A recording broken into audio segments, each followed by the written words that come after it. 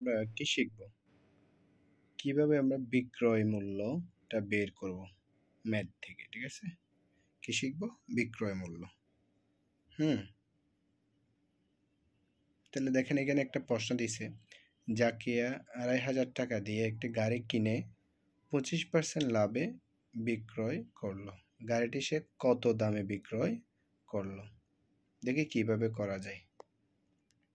তাহলে দেখেন আমরা কি করলাম এখানে।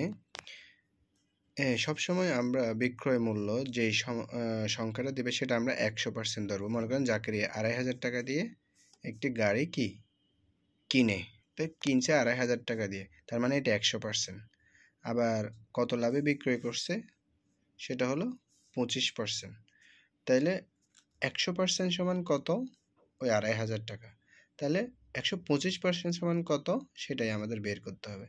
এখন আমি সহজে কিভাবে বের করব? যে দেখেন, আমি এই যে ১০০%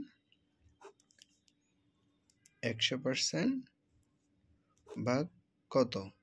২,৫০০, ঠিক আছে? লিখলাম। এবার গুণ এই ১২৫%টা দিলাম। কেমন? তাহলে এখন কাটাকাটি করেন।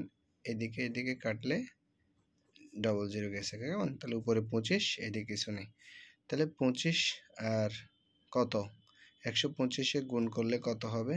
সেটাই আমাদের কি উত্তর। দেখি তাহলে কি হলো এখানে?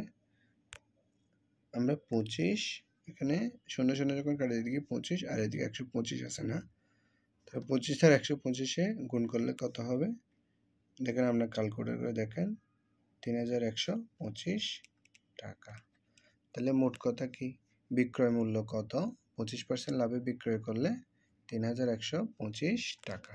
ঠিক আছে? এটা যদি বুঝে থাকেন এটা করে দেন। ৫০০ টাকায় কোনো জিনিস ক্রয় করে শতকরা ৮ টাকা লাভে বিক্রয় করা হলে বিক্রয় মূল্য কত টাকা হবে? ঠিক আছে? এখানে অপশন আছে, দেখি আমি অপশনে করে দিয়েন। আমি উত্তরটা দিয়ে দিব পরে।